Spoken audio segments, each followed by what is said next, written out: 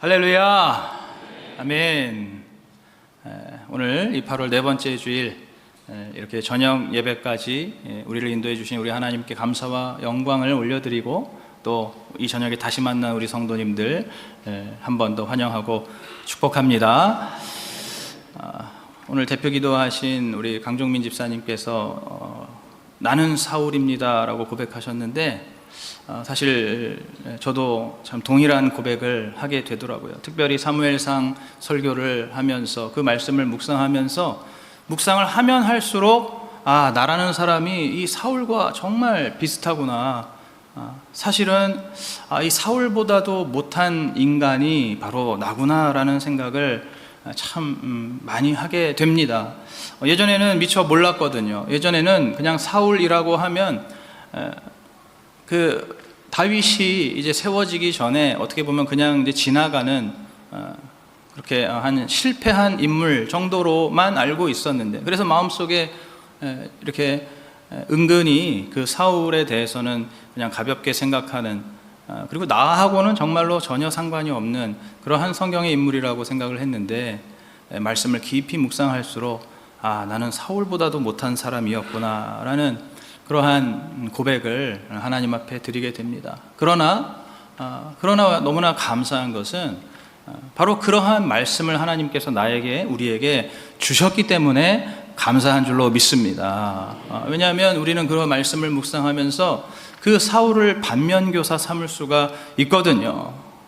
사울이 그 인생의 결정적인 순간에 하나님 기뻐하시는 그러한 선택과 결정을 내리지 못하고 그렇게 주저앉아 있을 때에 원래 같으면 그렇게 할 것이 아니라 이렇게 했었어야 하는 것이다. 요나단과 같이 용기 있게 그 자리를 박차고 나갔어야 했던 것이다. 이것을 말씀으로 깨달으면서 저의 삶 속에도 사울과 같은 그러한 순간이 찾아왔을 때 이제 사울을 넘어서 요나단과 같은 믿음의 결정으로 나아갈 수가 있기 때문입니다.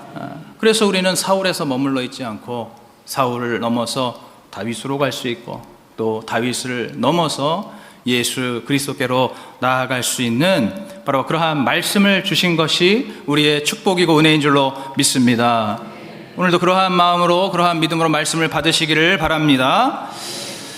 오늘 이 신명기 10장 12절에 보시면은 하나님 여호와께서 너에게 요구하시는 것이 무엇이냐라고 물으십니다. 하나님께서 너에게 요구하시는 것, 너에게 원하시는 것이 무엇이냐라는 것이죠. 그리고 대답하십니다. 13절, 바로 너의 행복을 위하여 네게 명하는 하나님의 명령과 규례를 지키는 것이라고 대답하십니다. 즉 하나님께서 우리가 행복하기를 원하시고 우리가 잘 되기를 원하신다는 말씀이죠. 바꿔 말하면 너희에게 명하는 모든 명령과 규례와 법도는 전부 너희들 잘 되라고, 너희들이 행복하라고 주신 말씀이라는 겁니다. 믿으십니까? 그렇죠? 아멘이죠. 그런데 한 가지 좀 이상한 게 있습니다. 요즘에 우리 교회에서 많이 이야기하는 것이 있죠. 무엇입니까? 인생의 목적은 행복이 아니라 거룩이라고 많이 이야기하잖아요.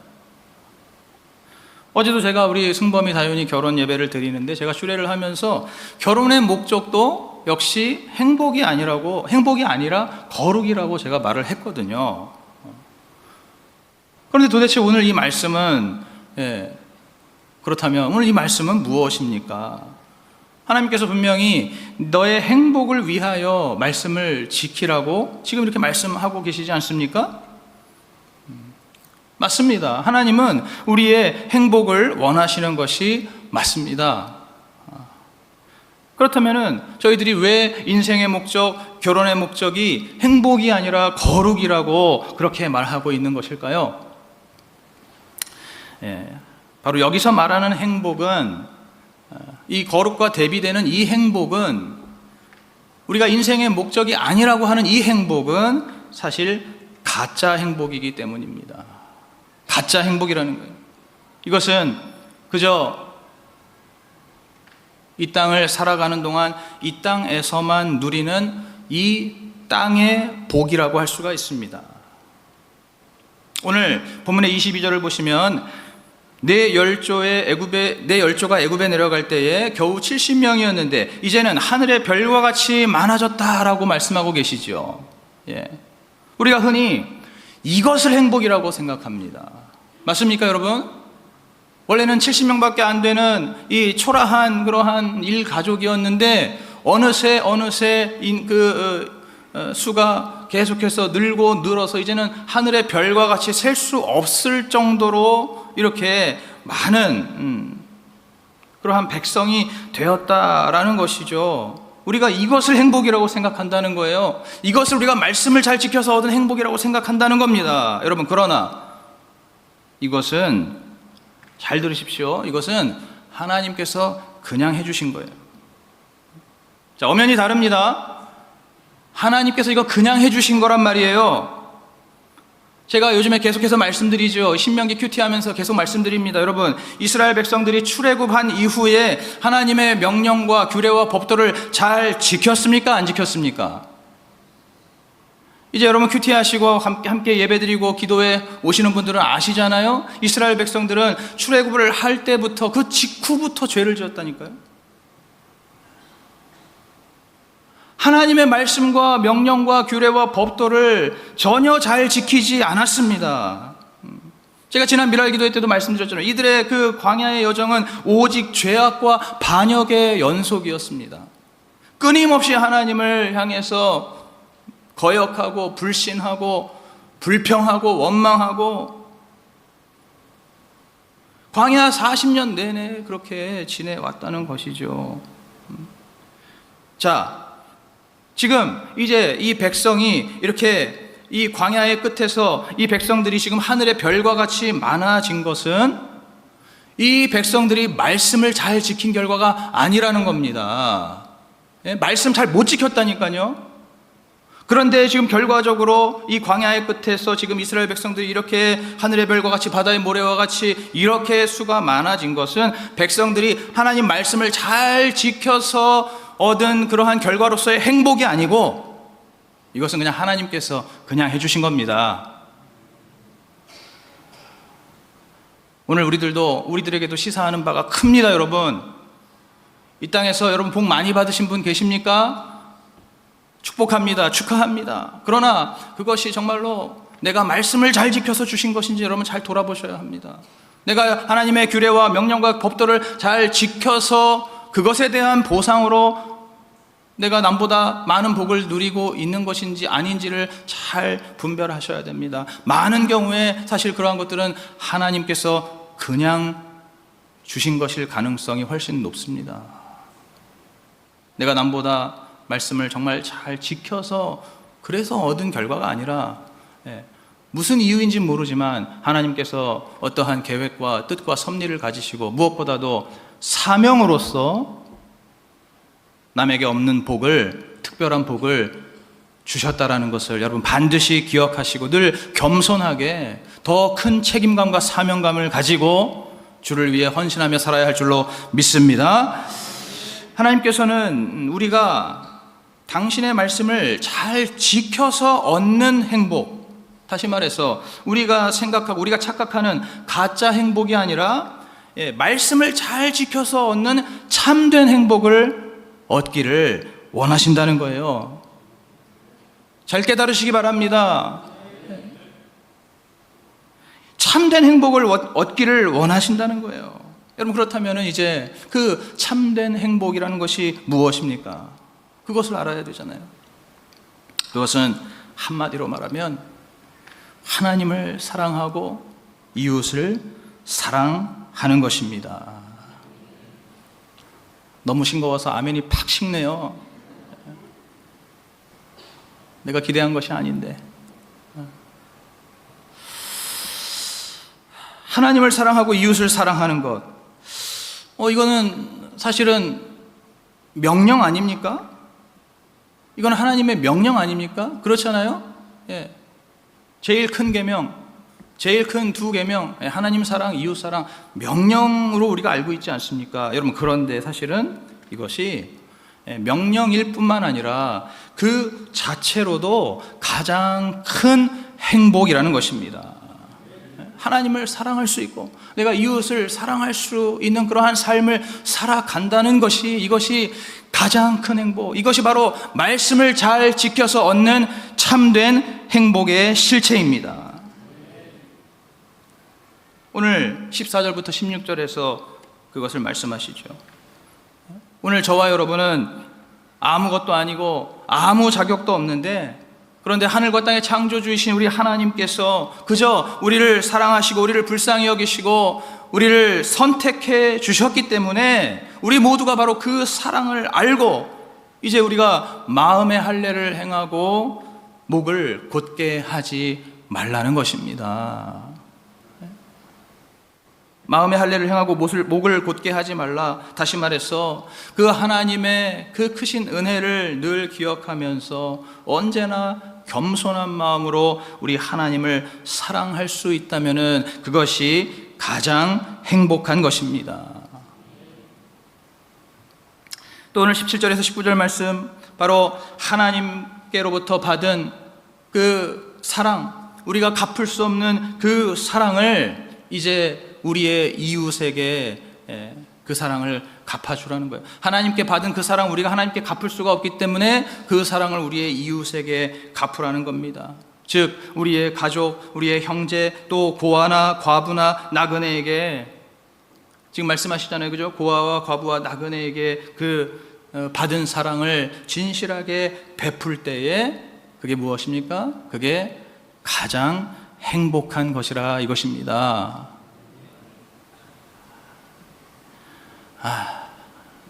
감동이 없네요.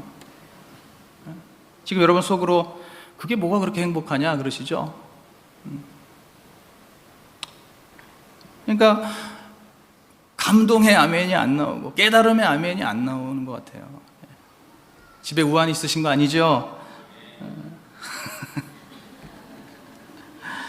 여러분, 제가 지금 말씀드린 이 하나님을 사랑하고 이웃을 사랑하는 것이, 이것이 가장 큰 행복이라는 이 말이 공감이 안 되신다면 여러분, 죄송한 말이지만은 여러분 아직까지 그러한 사랑을 못 해보신 겁니다. 교회를 아무리 오래 다녔어도, 예배를 아무리 많이 드렸어도, 말씀과 기도를 아무리 오래 했어도 그 사랑을 아직도 경험을 하지 못한 겁니다. 그래서 참된 행복을 느껴보지 못한 겁니다. 그러니까 공감이 안 되는 거예요. 그게 뭐가 그렇게 행복한가? 어쩌면 그렇기 때문에 우리가 계속해서 이 땅의 복, 이 세상의 복을 계속해서 구하고 거기에만 매달리고 있는지도 모르겠습니다. 제가 오늘 오전에 설교 중에 이재모 피자의 그 대표이신 김익태 장로님 간증을 했었습니다. 누군가는 이제 그 간증을 들으면서 이렇게 생각하실 수도 있어요. 아, 역시 그 장로님처럼 하나님의 말씀을 정말 생명처럼 그렇게 붙들고 지키니까, 그러니까 하나님께서 그렇게 복을 주셔가지고 이 땅의 복, 무엇입니까? 막 사업의 복과 물질의 복, 재정의 복을 어마어마하게 부어주셨구나. 역시 이게 행복이지. 이렇게 생각하시는 분들 있을 수 있어요. 아, 그래. 그러면서 거기서 신앙의 목표를 그렇게 잡으시는 거죠. 그래도 이 정도 되려면 그래도 좀 믿음이 있는 분들이 이제 이 정도 목표를 잡으시는데, 내가 정말 그 이재모 피자의 그 김익태 장로님처럼 내가 한번 하나님 말씀 생명 걸고 한번 지켜봐야겠다. 그래 하나님 나에게 주시는 그분에게 주시는 그 복을 나도 반드시 받아야겠다라고, 그나마 그래도 믿음이 있으신 분들은 이 정도의 어떤 그 다짐과 결단을 하실 수가 있는데, 그러나 사실 이 김익태 장로님의 간증은요 거기서 끝나는 게 아닙니다. 그거는 그냥 중간까지만 들으신 거예요. 그리고 그분도 그 간증에서 말씀하세요. 자기가 정말로 하고 싶은 이야기는 그렇게 하나님 믿고 말씀 지켜서 복을 많이 받아서 사업이 잘 됐다라는 이야기를 하고 싶은 게 아니라고 분명하게 말씀하십니다. 그 장로님이 하나님의 말씀을 정말 생명처럼 지켰어요. 엄중한 지상 명령으로 매일매일 그 말씀을 지킨 것은 맞아요. 그리고 그것은 이 장로님이 예수 믿고 구원받은 은혜가 너무 감당이 안 돼서 그 하나님을 너무 사랑해서 그 말씀을 지킨 것이 맞기는 맞습니다. 그래서 이분이 정말로 자기의 그 삶과 또 자기의 물질과 자기의 시간을 다 바쳐서 교회를 위해서 온전히 헌신하시고, 또 그뿐 아니라 그 부산시의 또 복음화, 성시화를 위해서도 여러 가지 많은 일들을 맡아서 헌신하시고, 또 그러면서도 개인의 삶 속에서도 이분이, 제가 계속 말씀드리지만 정말로 자신의 생명을 걸고 목숨을 걸고 삶을 걸고 그 하나님의 말씀을 지키는 거룩한 삶을 살아오셨습니다. 그런데 어느 날부터 그 장로님의 아내가 이상해지더라는 거예요. 그 장로님의 아내가 어느 날부터 그 장로님의 말을 듣지를 않고 대화를 하지를 않고 밥도 안 먹고 잠도 안 자고 식음을 전폐하기 시작하더라는 겁니다. 그러다가 이제 뭐 여러 그런 과정들을 지나서 이제 그 아내하고 이 장로님이 대화를 나누게 됐는데, 그 아내분이 물으시더라는 거예요. 장로님에게 물으시더라는 겁니다. 당신은 우리 가족이 제일 행복해 했을 때가 언제인지 알아? 라고 묻더라는 거예요. 그러니까 이제 장로님 아내분이 있고 또 딸 셋이 있다고 하더라고요. 그래서 그 아내분, 그 자신과 우리 딸 3명이 제일 행복할 때가 언제인지 알아? 라고 묻더라는 겁니다. 그래서 장로님이 언제냐고 이렇게 되물으니까 그 아내분이 뭐라고 대답하냐면 당신이 기도원 갔을 때 우리는 제일 행복했어 라고 대답하더라는 겁니다. 무슨 뜻일까요? 당신이 기도원에 가서 열심히 기도를 해 주니까 행복했던 걸까요? 그것이 아니라 당신이 기도원에 가서 우리 집에 없으니까 우리가 제일 행복했다는 겁니다. 그 당시에 이분이 월 3일을 늘 꼬박꼬박 정기적으로 기도원에 가서 기도를 하셨다는 거예요. 그런데 그 장로님, 그 내 남편이 기도원에 가서 열심히 기도해서 우리가 행복한 것이, 감사하고 행복한 것이 아니라 당신이 우리 집에 없어서 행복했다는 겁니다. 다시 말해서 당신 때문에 우리 가족은 그동안에 지옥을 살았다라고.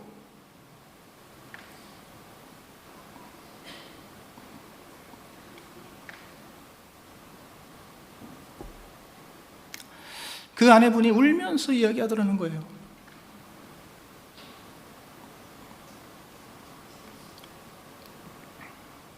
이 장로님이 그 당시에 가장 아주 활발하게 한창 하나님의 일을 하고 또 사업을 하고 있던 그때였습니다. 그 시기였습니다.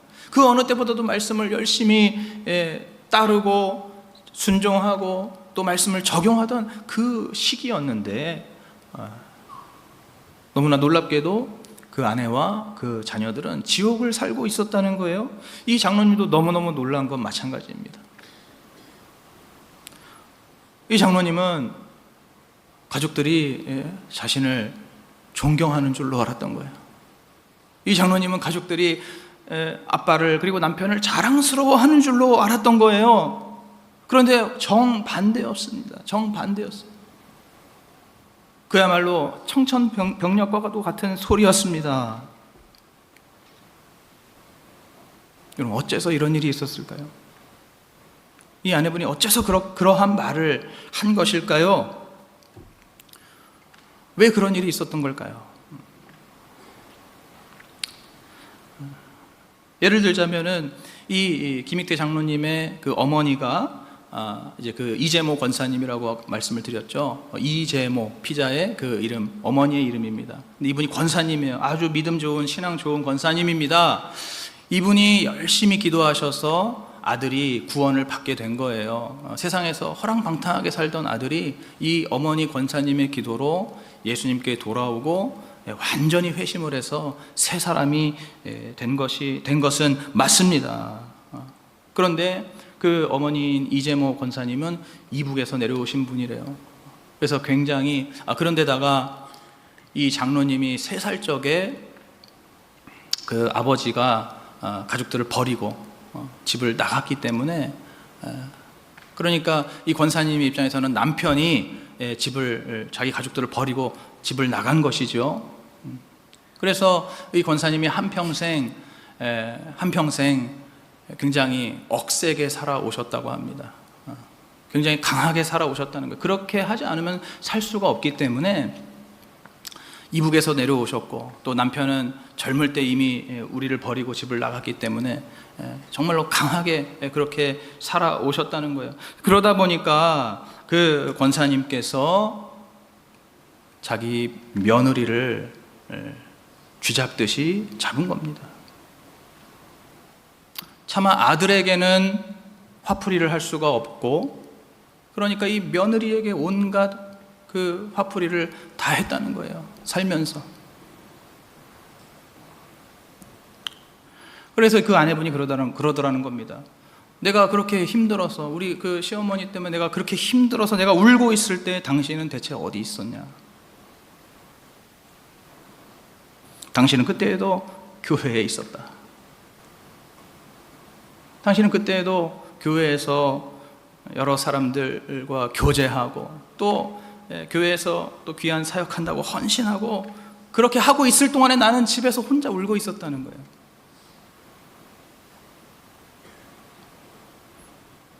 이런 식으로 이건 이제 하나의 예일 뿐이죠. 그 시어머니만 그런 것이 아니라 이 남편인 그 김익태 장로님도 크게 다르지 않았던 것이죠. 이 장로님이 정말로 교회와 또 온갖 그 모든 여러 다른 곳에서 그렇게 정말 요즘 말로 정말 몸을 갈아 넣어서 그렇게 헌신을 했지만, 정작 집에 있는 가족들의 마음은 챙기지 못했다는 거예요. 집에 있는 가족들의 마음은 전혀 몰랐다는 거예요. 그리고 이 장로님은 분명히 하나님을 사랑하기 때문에, 늘 너무 감사하기 때문에 최선을 다해서 거룩하게 살아가셨는데, 그러다 보니까 그 장로님의 마음속에 옳고 그름이 자꾸만 생겨나더라는 거예요. 그래서 이 장로님의 마음속에 해야 하는 것, 하지 말아야 하는 것이 너무나 분명하게 이렇게 생겨나다, 그것이 분명하게 너무나 보이다 보니까 그것이 결국에 어떻게 됩니까? 그 장로님의 입에서 나오는 모든 말들이 다 지적질이 되었다는 거예요. 가족들을 향해서, 아내를 향해서, 또 자녀들을 향해서. 이 장로님은 그것이 믿음이라고 생각했고, 그것이 거룩한 삶이라고 생각을 해서 그렇게 사실은 말을 했던 것인데, 악의 없이 말을 했던 것인데, 그러나 그 모든 말들이 온통 다 지적질이 되어서 가족들을 숨막히게 하는, 가족들의 목을 죄는 그러한 결과가 나와 버렸다는 겁니다. 그래서 그 아내와 딸들은 사실상 이 장로님이 그렇게 아름다운 헌신, 그렇게 대단한 신앙의 업적을 쌓아가고 있는 동안 그 가족분들은 집에서 지옥을 살고 있었다는 거예요.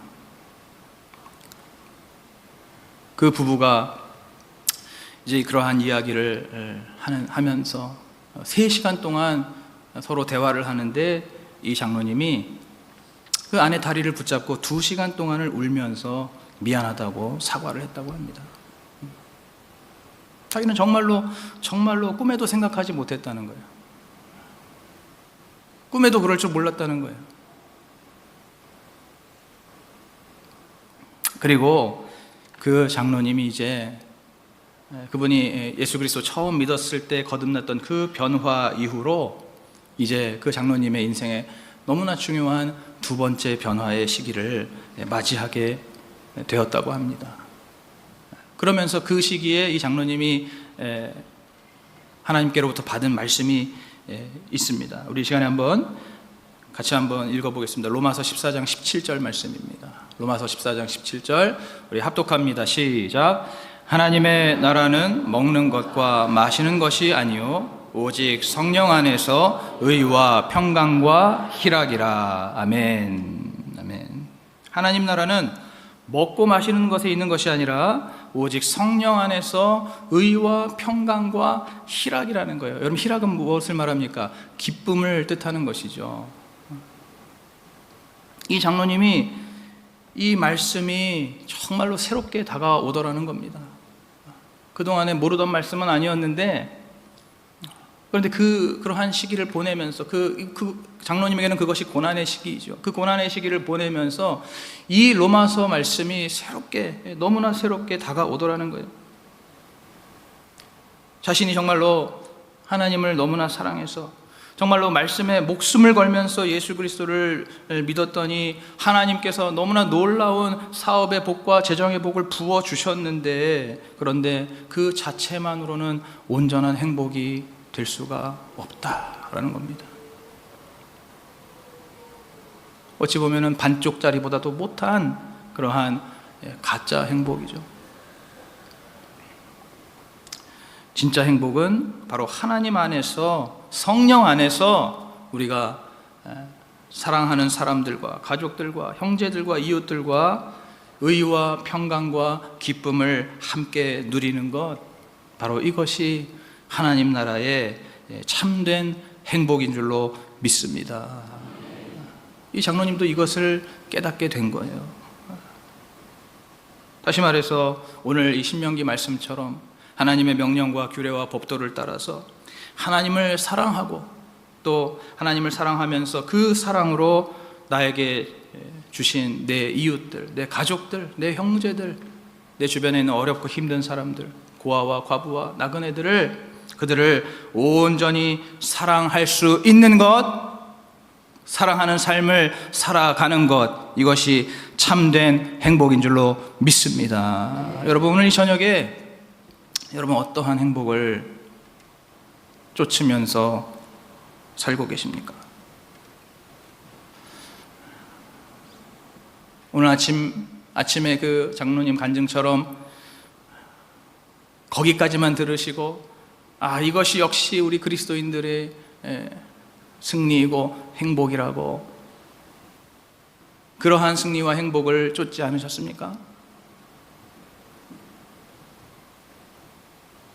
오늘 우리가 이제 하나님의 말씀, 하나님의 규례와 하나님의 법도 어떻게 지켜야 하겠습니까?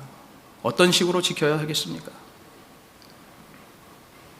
오늘 우리 주님께서 우리에게, 우리가 행복하기를 원한다고 하시는데, 우리가 행복하기를 원하여서 당신의 말씀을 지키라고 말씀하시는데, 그 행복의 참된 의미가 무엇인지 오늘 저와 여러분이 깨달으셨다면, 이제 그 하나님께서 우리에게 주시고자 하시는 그 참된 행복을 여러분들도 사모하시면서 그 사랑을, 정말 그 행복을 누리시기를 간절히 바라고 원하시면서 그렇게 하나님 앞에 기도하며 또 우리의 신앙의 여정을 계속해서 이어나감으로써 가짜 행복을 넘어선 진정한 참된 행복을 풍성하게 누리시는, 오늘부터라도 새롭게 누리시는 저와 여러분 되시기를 예수 그리스도의 이름으로 축복합니다.